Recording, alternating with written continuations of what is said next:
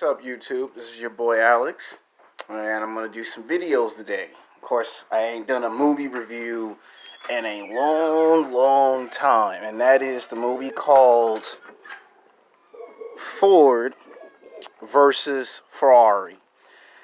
Now, this was a very good drama piece movie. I mean, for those who love race car driving and love good 100% pure, driven acting, this movie had it all. This movie had storytelling. Hold on. When I do my movie reviews, I always have to do this. Spoiler alert. Hold on. Spoiler alert. Don't go watch this movie review called Ford versus Ferrari if you ain't seen the movie. I know the movie just came out. Spoiler alert. If you run across this movie review on my channels and you watch the movie review and you haven't watched the movie, you will be disappointed. Spoiler alert, one last time before I go into the movie review. Hold on, spoiler alert. I'm trying to say it as many times as I can to alert you. See the movie first and then come back. You always get 2 or 3 people who want to see the movie review first but don't want to watch the movie. And then when they do watch the movie, they're angry and outraged because I gave away too much of the movie. Spoiler alert, you've been warned. Spoiler alert. Now, this movie opens and it begins with Matt Damon as a race car driver. So it basically is showing the lives of the people who work at Ford and how they got into the world of the Daytona 500, the Indy race car driving circuit in the late days of the late 50s, early 1960s, and how they went from a car dealership that just does cars to trying to get into the sports world of racing cars. We see that he tried to win a championship, he lost. Matt Damon has a heart condition, and he's like in his late 30s, early 40s by this point. And he refuses to accept the fact that he can no longer be what he used to be, which is a race car driver. So this film immediately established who he is as a character. You know, he's playing the life of a real person. Perfect fit for Matt Damon.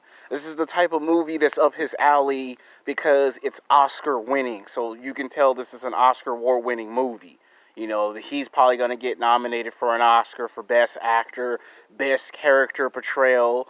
And as we get into the movie, we get to see what he has to go through. He has to deal with corporate people. He has to deal with Ford.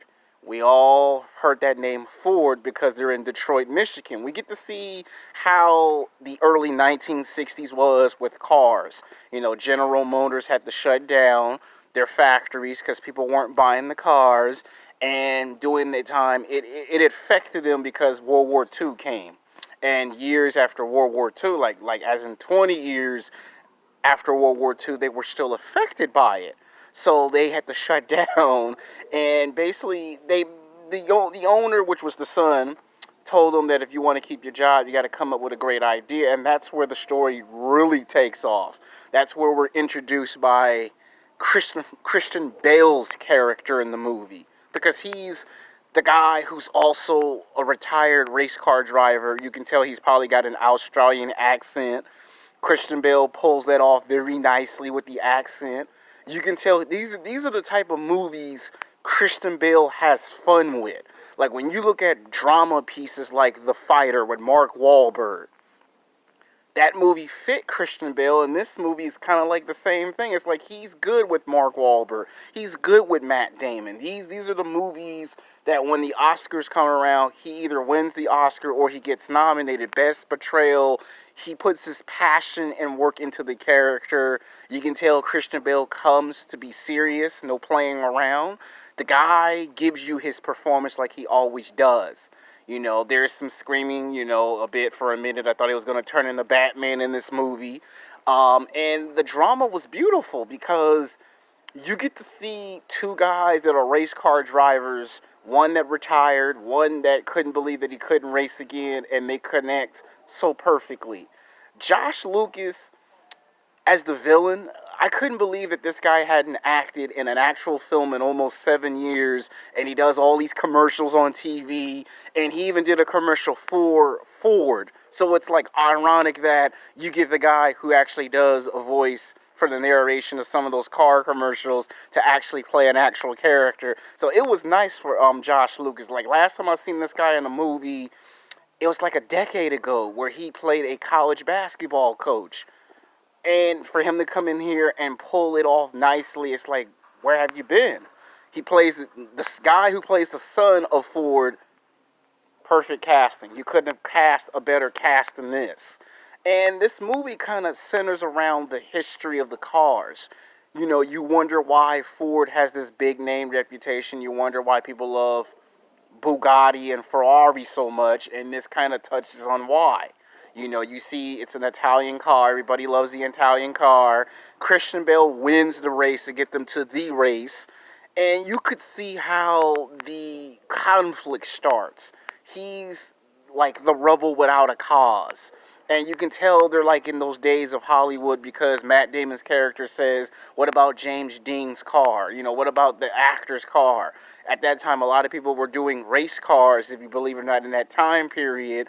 And to me, this is the type of movie that makes me want to watch Fast and Furious. Think about it. If it weren't for this, you would have never got the Fast and Furious franchise. If you look at this race car movie, you can tell that's how Fast and Furious comes about. Because of the story comparison. Like, you see how he retired, Christian Bale's character is having, he's bankrupt, he's got the IRS coming after him, he had to shut down his car mechanic. And the fact that this shows how smart and intelligent he was, and the fact that he knew that when he was going to win the race, he was being cheated because they didn't want him to be the main guy. They wanted their two drivers to be the heroes of the race.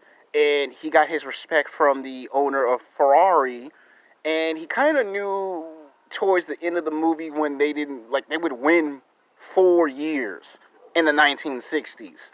And then, of course, there's tragedy. He dies because the car brakes wouldn't stop. And he found out, Matt Damon's character was heartbroken because he believed there was much more he could have done. And the history kind of centered around how the cars come about. This movie gets a perfect 10 out of 10. I don't give too many movies a 10 out of 10. This gets a 10 out of 10 because it's got great storytelling. It's got great acting. You've got conflict, good versus evil, man versus man versus humanity. You got the story of not just two cars and why we love cars, but it also gives you the backstory of all these characters and the people involved because it's based on a true story.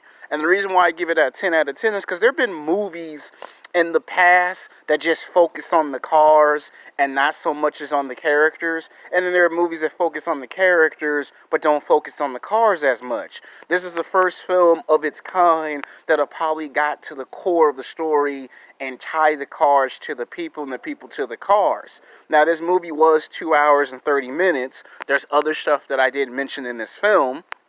So maybe in the future date when it comes on DVD, I'll be able to mention the stuff that I didn't mention in this movie review. Because there's a lot of stuff in this movie review.